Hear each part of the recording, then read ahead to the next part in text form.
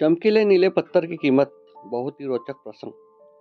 एक शहर में बहुत ही ज्ञानी प्रतापी साधु महाराज आए हुए थे। बहुत से दिन दुखी परेशान लोग उनके पास उनकी कृपा दृष्टि पाने हेतु आने लगे। ऐसा ही एक दिन दुखी गरीब आदमी उनके पास आया और साधु महाराज से बोला, महाराज, मैं बहुत ही गरीब हूँ, मेरे ऊपर कर्जा भी है, मैं बहुत ही परेशान हूँ, पर मुझ पर कुछ उपकार करे। साधु महाराज ने उसको ऐसा चमकीला नीले पत्थर का रंग का पत्थर दिया और कहा कि यह कीमती पत्थर है, जाओ जितनी कीमत लगा सको लगवा लो।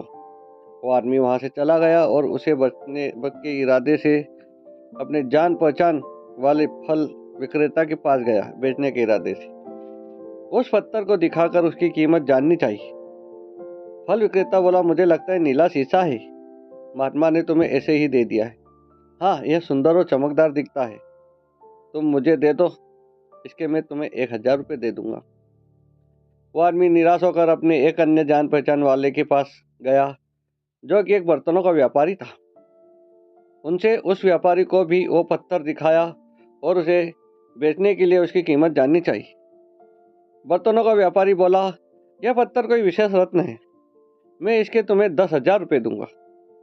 वो आदमी सोचने लगा कि इसकी कीमत और भी अधिक होगी और यह सोच कर वहां से चला आया।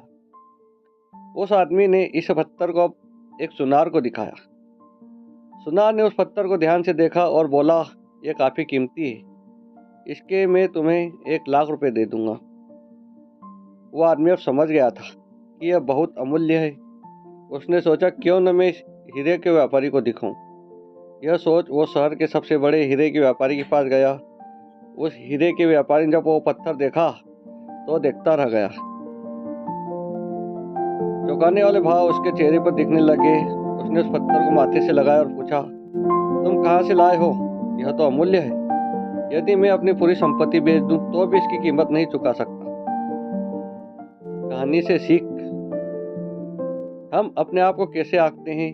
क्या हम वो हैं जो राय दूसरे हमारे बारे में बनाते हैं?